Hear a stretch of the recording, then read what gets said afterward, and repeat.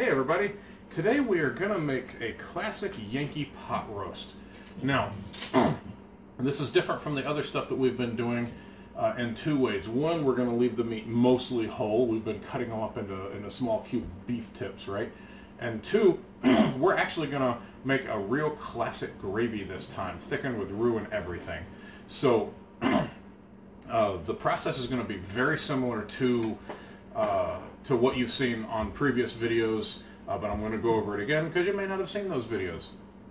Now, Yankee Pot Roast is that nice classic pot roast you see on TV, right? Where they have the nice big piece of meat surrounded by the potatoes and carrots, and they have the nice thing of gravy there, right? And usually, and Jim, when we were talking about this before, now this is going to be a video come true in a lot of ways, and one of them is that she's lost her voice due to allergies. So, so she's not going to be able to say much. But no, when I told her we were doing Yankee Pot Roast today, I've actually never done Yankee Pot Roast for you, and I haven't made it myself in years, which, I mean, goes to prove, because I haven't ever made it for you, and we've been together forever. So, but the first thing she said was, wow, I would imagine that yours is so much better than anything else I've ever had, because everything is always really bland and doesn't have any substance, and the potatoes and carrots are overcooked and they don't have any flavor, and so on, right? So we're going to cure all of that by using a lot of French methods today. Now, the thing I've always liked about Yankee Pot Roast is that it uses French methods without even knowing it. So First I'm just going to trim a little bit of this fat off of here. You can trim your roast as much as you want. I'm just going to take a little bit of this fat off the outside. There we go, like that. Perfect. Now, we could leave this as a whole piece, but I am going to cut it in half just to make it a little bit more manageable when it's done. Totally up to you. I don't care. We're going to start by seasoning. Why do we season? Because again, remember, seasoning is layered, right? You can't just season one component of a dish. You have to season all of the components of a dish. Otherwise, you're going to have like the sauce or the final thing seasoned, but all of the components aren't going to have any character, and they're not going to. You're going to tell they're going to be bland components sitting inside of a seasoned something, right? It really matters. It really comes into play when you do something like asparagus soup or something, right? Where you have a lovely, well-seasoned asparagus soup, and then you just drop in plain steamed asparagus without any seasoning on them at all. You can really tell when you hit that asparagus that it was dropped in plain and there's absolutely nothing in it, right? Same thing with potatoes. People put potatoes in things without seasoning them, and it really matters. It really, really does. I see that on pizza a lot, and it drives me crazy. People will put completely unseasoned ingredients on top of a pizza, and you've got this lovely pizza with this great flavorful crust and this beautiful sauce with tons of flavor and all of these cheeses, and then you hit this mushroom or this tomato or this, potato or something that they put on some of these specialty, or a nice piece of asparagus or something, and it just falls flat. Anyway. Okay, so we're over here. We're moving. We're going to brown this the same as we always have. I'll put in a little bit of oil, and I've been heating this up while we were talking. And again, you want to brown it on all sides. So, just start with one of them. Like that. Now again, let me rinse off my hand real quick. If you haven't seen any of the other videos, we're browning this because we've got to make a sauce out of nothing. And in this case, our sauce is going to be gravy, right? So we've got to make this gravy out of absolutely nothing except water. And I know I sound like a broken record, but when I teach people cooking in person, I have to drive this point home again and again and again. So I'm going to drive it home even more so on video, because I have no idea which ones you've seen and which ones you haven't. So, all of this caramelization that's going on with this meat is going to add color and flavor to your gravy. And without it, not even close, right? This is where I see them take it off on TV. But without this lovely caramelization and your flavor builders, your sauce is going to fall flat, and it's not going to have any color, it's not going to have any depth, it's not going to have any real flavor. It's just going to be kind of bleh, right? Right? So we've got to start with something. If we were starting with demi-glace, by the way, that would make one hell of a gravy. Then we would be set. We would still do this because that'll add even more. But since we're not, I haven't taught you demi-glace yet, and B, even when I do, I would say 99-point-something% of you guys are never going to make demi because it's just too involved. It takes too much trouble, and we're very busy people, right? Everybody's really busy. And I don't even cook with demi most of the time. I've got a big freezer downstairs. I make a couple big batches of demi a year and freeze it, and then use it throughout the next several months. And this is the kind of thing that I would use demi for. Here, I got to turn this on now. But again, you can make a fine gravy directly from this. You just got to know how to do it. And so while we're waiting for that, let's go ahead and talk about our flavor builders, because we've talked about this in the past, but I don't think we've really put any real attention to it. So, your stock herbs. In every stock we make, we're going to have some of the same things. We're going to have bay, we're going to have onions, we're going to have celery, and we're going to have carrots. Those are carrots. We're also going to have, in most of them, we're going to have some cloves, as well as some thyme that I need to go get. I'll do that sometime. Now, in French, we call these guys here, this trinity, right, of the carrots, onions, and celery, we call it mirepoix. M-I-R-E-P-O-I-X, mirepoix. They never pronounce the last letter. Mirepoix, right? And I've always found it interesting, since I've known how to cook, I've always found it interesting that even Yankee Pot Roast uses the French flavor builders. So they may not realize that they're doing it, but that's what they're doing. Now it's probably time to turn this guy. Oh yeah, that's beautiful. So I'm going to turn this guy completely over. Turn this guy completely over.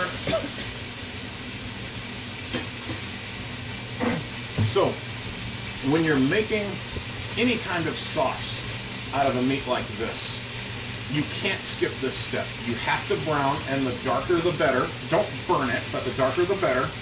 And then use your mirepoix right here. Officially, I'm going to give you official for the gourmet conscious, right? And then the home version. Officially, it is 50% onion and then 25% each of the carrots and celery. In the home version, just throw some onions and carrots and celery in there. You know, it's not that big of a deal. It's really not. As long as you get them in there, you know, it doesn't really matter what proportion they are. Other than that, I'm going to go get the thyme soon. And for this version, I'm going to throw in a couple pieces of garlic, if I can find garlic from the video the other day. What happened to that garlic we had left over? Oh, I think I put it left over in here. Yeah, here it is. So you don't have to put garlic in your Yankee Pot Roast, but I think 2 or 3 cloves gives it a nice underlying depth. So I'm going to put 4 cloves in mine. And I've still got them peeled from my little bowl trick the other day. So 4 cloves of garlic. I'm still going to cut the root end off, right? There we go. Cutting off the root end. And I'm not even going to cut the garlic. I'm just going to put them in there whole. Because I don't care. There we go. All right. Let me check my meat over here. Nope, not ready yet. But look at the tops. This is where you want it to be, right there. Absolutely gorgeous. And these guys, not even close. So we're going to do all of these sides, right? So When this gets that dark, I'm going to turn it, I'm going to turn it, I'm going to turn it, and we're going to be back. There's no reason for you to sit there and watch all this, right? So we'll be back as soon as all that's done. Alrighty, here we are, and our meat is browned, and I went and got my thyme. Now, as I've mentioned in previous videos, sometimes you'll get some black gunk in there, especially when you're not doing as much meat as you have surface area here, right? So I'm just going to remove a little bit of it. I don't want that to make its way into my final sauce. You see? Just that black stuff that gets in there. If I had this whole thing filled with meat, it wouldn't be that bad. In fact, it probably wouldn't happen at all. There we go. So just get that stuff out of there. Perfect. Now, with my meat thoroughly browned, very lovely, I'm going to lay them back down and just start dumping stuff in there. This really isn't that big of a deal. Cut my celery in big pieces, throw them in there. Take my carrots, throw them in there. Take my onion, nice big pieces, chunk it in there. Take my garlic and bay, put all that in there. See, it already looks like Yankee Pot Roast. Take my thyme. Couple cloves. I'll use 3 cloves. Like that. Now all we need is water. And I hope I'm going to use hot water.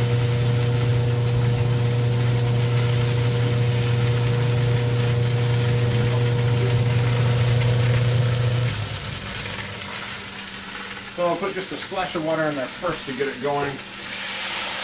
So my stuff doesn't just sit in there and fry, right? But I am going to mostly cover this with water because I want to have plenty of water for the gravy, right? We like lots of gravy with our stuff.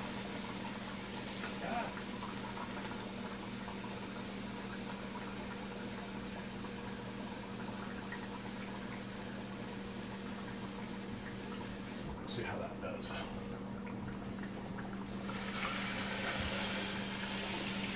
Oh, beautiful. So you see it comes up almost completely. That'll be absolutely perfect. Now just a couple pinches of salt just to give the water a little bit of seasoning while it cooks.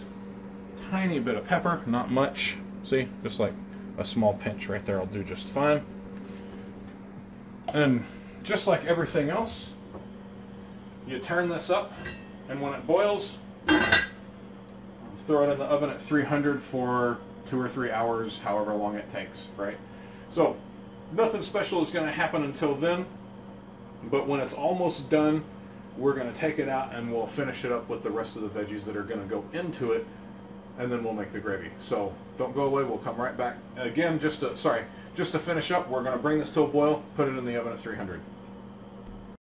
Okay, now it's about time to pull this out. I think it's been about, what, 2.5 hours, 3 hours? Off and on. I've been checking it like every hour. Last time I checked, it was getting really close. So let's pull this out and see where we stand. Okay. Always open that up away from you, right? Go. There. Now I'm going to pick this guy up here. Hey, look, I found a clove. I'll pick this guy up here and see if the meat falls apart. That's always your litmus, right? Don't take it out unless the meat is falling apart. I want another set of tongs for this as well. There we go. So now I take this. Oh yeah. Now, ordinarily, I would have taken this. I would have put the veggies in there while this was still a little bit underdone. But we started watching Psych and lost track of time a little bit. But that's okay. I'm going to take this and put it in something, if I can find something to put it in. So I'm going to take my meat here. Now this is where, again, things can separate. A lot of people, once this stuff gets put together in the pan, will keep it together in the pan, right? And that's not how you do it. You can take this out and finish this if you need to, right? So, here's what I've got. I've got some meat juice with a bunch of veggies in it, and I've still got some veggies to cook. The meat is already done, where I ordinarily would have put it in there for like the last, I don't know, 20 minutes or so, right? So what I'm going to do is I'm going to take these veggies that have been soaking in here, or been cooking in here, and I'm going to remove them, and then I'm going to cook the other veggies in here instead. I could do it in the oven too, but I'm not going to. So I'm just going to take a little strainer like this, and actually I need something to, there we go, this will work. So I'm just going to fish this stuff out of here, like that. I got these veggies here. There we go. Fish as much of these out of here as I can.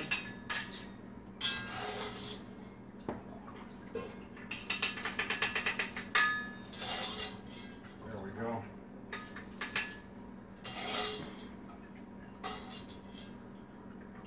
Because the thing is, I don't want all of these gushy veggies in here, right? That's not good Yankee Pot Roast. And remember, everything I've said before still counts as far as being able to thicken with vegetables and all of that, right? But that's not what Yankee Pot Roast is. Yankee Pot Roast is good old-fashioned gravy thickened with roux. So when you do this, you're gonna have to waste half an onion and a thing of celery. It's not that big of a deal. And some carrots. Yeah, and a couple carrots, right?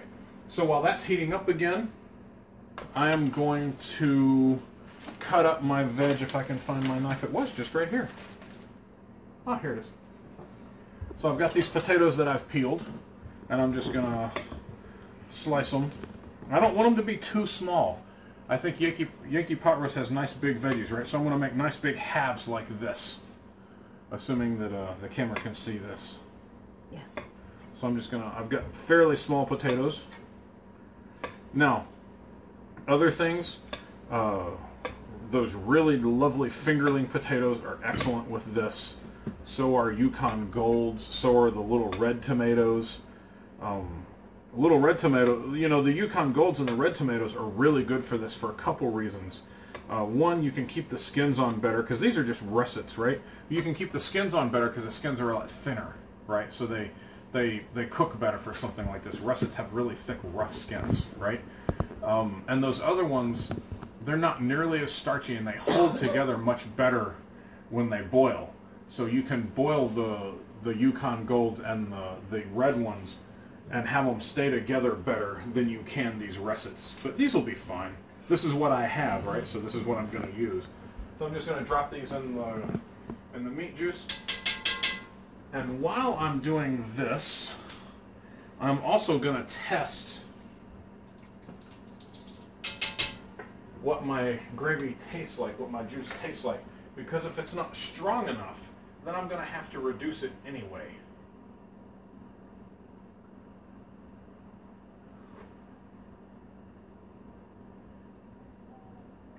Okay, what do you think? Is this meat juice strong enough to make a gravy out of? Not even a little bit. I can taste that it's got a mild meat flavor, but it's relatively bland. So you really want an extra strong flavor. And the reason why you want it extra strong is because when you put the roux in there, it's going to dilute it some. So you want a really nice, strong, beefy flavor for this. You could add a little bit of tomato puree at this point, very little. I mean, just a couple teaspoons would do the job, right? If you want it slightly tomatoed. But we're not going to do that.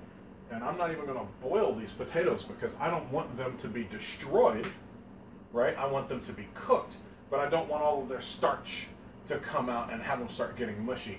So I'm going to turn this down some, like that.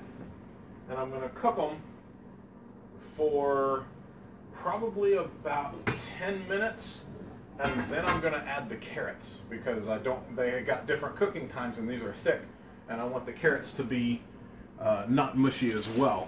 So for the carrots, I've got these baby carrots here. I would usually use big carrots and cut them up, but I don't have any big carrots to cut up, so all I've got are these little bit of things right here. Now, you'll see that I've got this much roast, and I had this much potatoes, and I would ordinarily put that much carrots with it, right? I would ordinarily put, you know, like 3/4 of a bag of these carrots in there, or, you know, 10 really large carrots.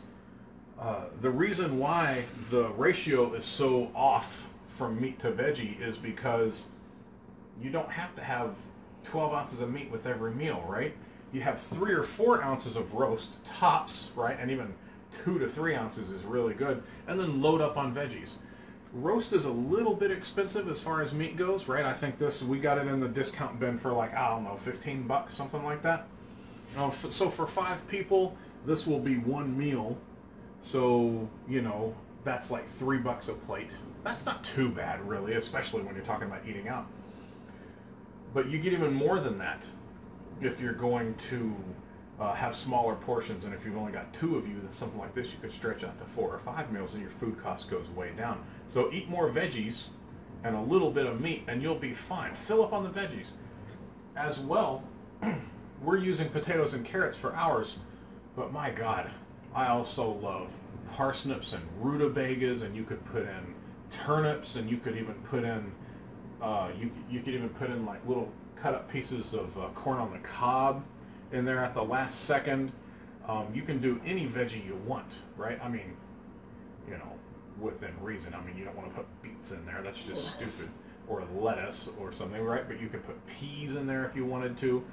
So, you know, you can make it your own. We've got a really basic one here with just potatoes and carrots. But yeah, I really do love the rutabagas and the parsnips as well. So make this your own. So I'm gonna cook these for about 10 minutes here. Let me make sure that they're not. Yeah, it's simmering. See? So that's exactly what I want. I want it simmering. So I'm gonna cook these for like 10 minutes, and then I'm gonna put in the carrots. When they're both done, I'll take them out, and then we'll come back and finish up the gravy. Okay. These veggies are done, and how do I know that? Because I've picked up a few of the potatoes and stabbed them, and the knife went through completely effortlessly, and that's exactly what you want. So I also did the same thing to the carrots, and the carrots were actually, this is a little bit harsh for what I'm trying to do, and the carrots are still a little bit al dente, which is also what you want, because you don't want the carrots falling apart either. So I'm going to use a smaller spoon for this because I'm trying not to destroy my potatoes, right? You notice how my potatoes are still mostly in one piece, so they're cooked thoroughly, they're just not overcooked. You'll have a little bit of breakage, right, because they're still russet potatoes and they fall apart when they're cooked, but shouldn't be too bad.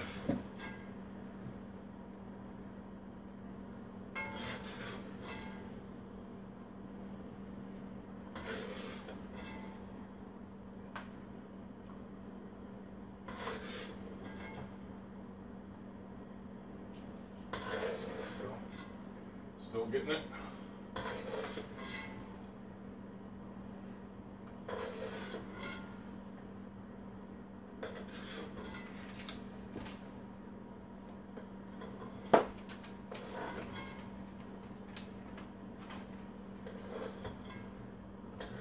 There we go. Okay, that's every one of them. Now it's time to taste my sauce again to see if it's going to be gravy material yet.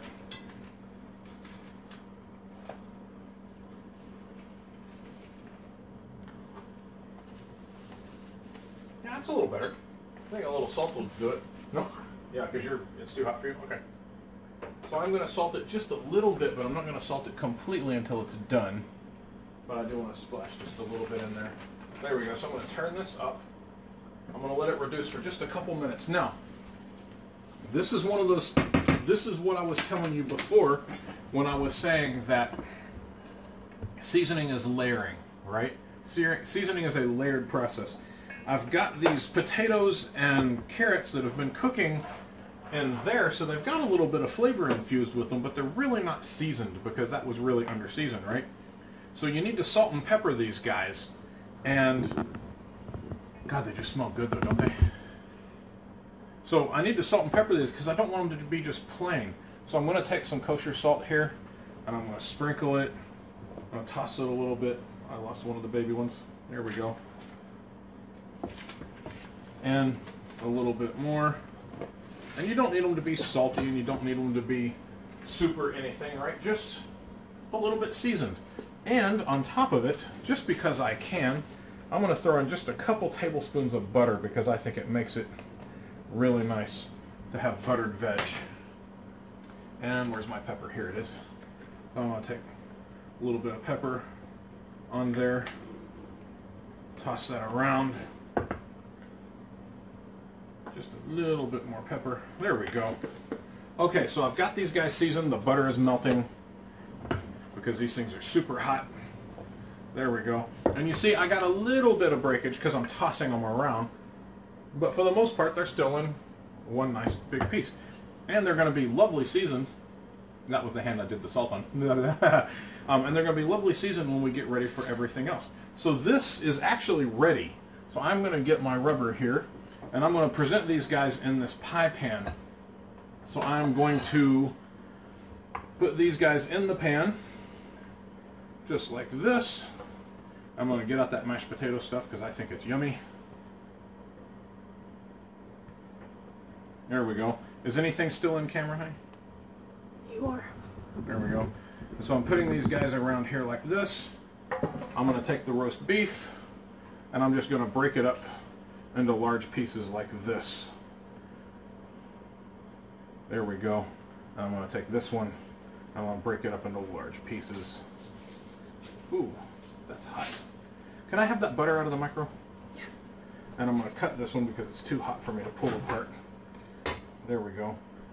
But you see here how it's just falling apart. I mean, look at that. That's lovely. It's all melted though. Oh, man. Yeah. Okay, and the flour right underneath you. Yeah, I know the flour. All right, so we got this stuff over here boiling away. I've got 4 tablespoons of butter here, and I'm going to put in, I don't know, this much flour. I don't know. Let me see. We don't have any tablespoons over here. So I'll guesstimate. That's about 1 tablespoon. That's about 2. That's about 3 tablespoons of butter, give or take, of flour, give or take. There we go. So when you're doing stuff like this, roux,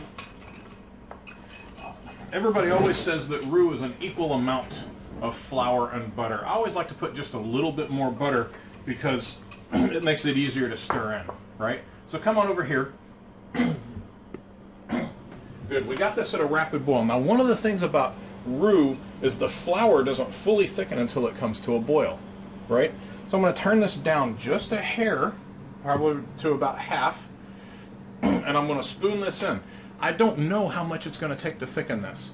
I'm going to keep putting it in there until it's as thick as I need it, right? Now when you do this, you have to stir it fast. If the reason this fat is here is to separate the flour from the water and help them marry together, right? If I were to just dump the flour in here and stir, I'd get these big balls of flour that just cook into these little circles, right? We call those roux balls.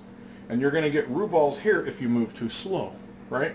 So I'm going to take a nice whisk of the stuff here, and I'm going to stir it in relatively rapidly. I'm not going to try to kill myself or splash it out. Just don't stop moving. There we go.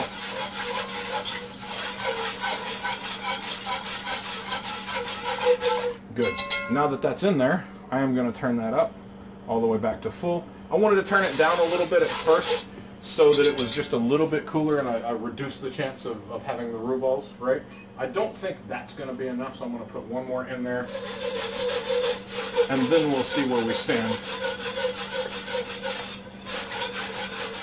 But look how much water we have, right? How much did we start with?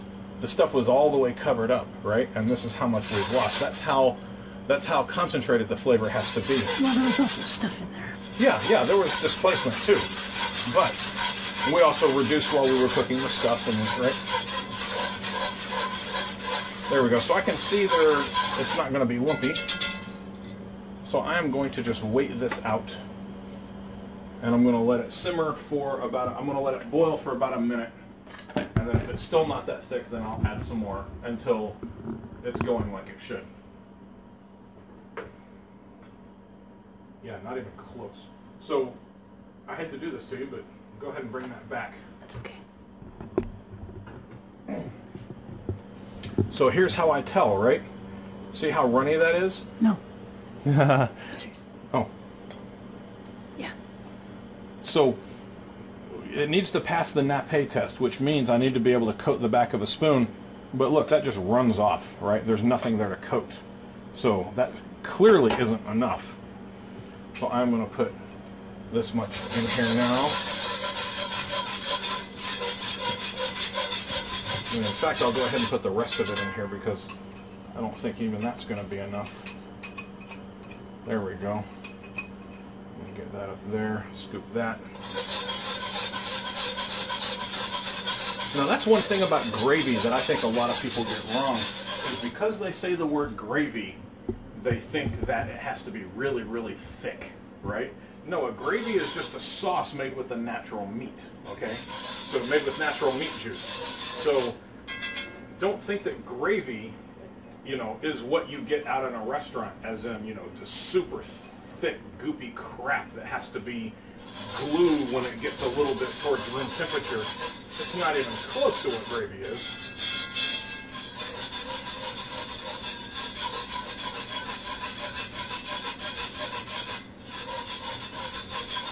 There we go. Okay. That's a little bit better. There we go. So here you can see that it's got some viscosity to it finally, right? And when I do that, it mostly holds the line.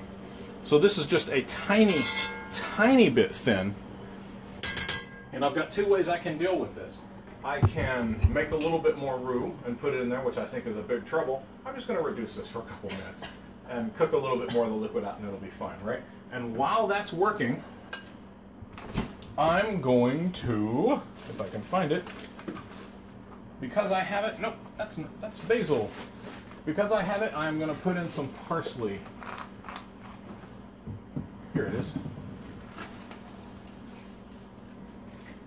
Because parsley makes the world pretty.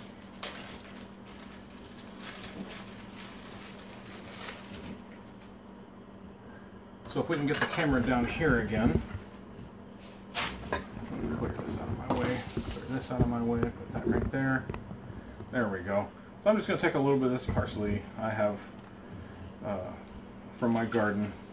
And just take a couple of these sprigs like this.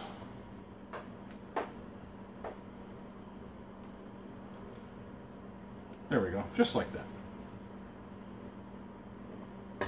And I'll wad it up. Is the parsley in the camera? Yeah. Okay. And I wad it up like that. And just do that.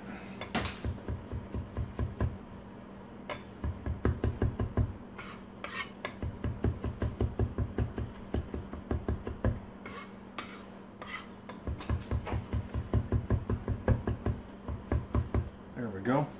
Doesn't have to be a big deal. And then throw it in there.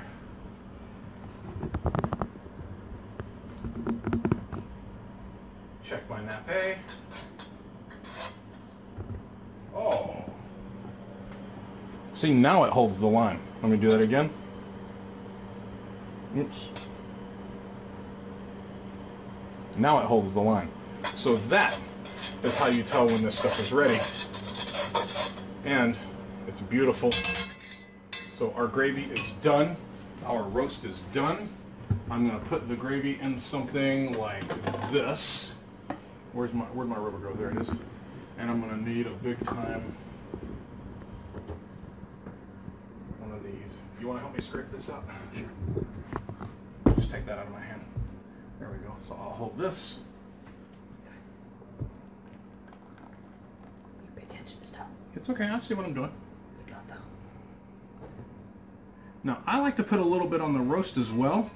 And the reason is the roast has been sitting out and getting a little bit dry while we've been taking care of the rest of it. And the fat in the roux will soak up into the roast. And it's going to make it, and it's going to kind of revitalize it and make it a little bit juicier again. But this. And just so that I can say that I did it, let's get a nice tight picture on that. And this is the roast beef with the Yankee Pot Roast with gravy. Absolutely lovely. Here, let me get that out of the way. It's fine. All right, guys, enjoy.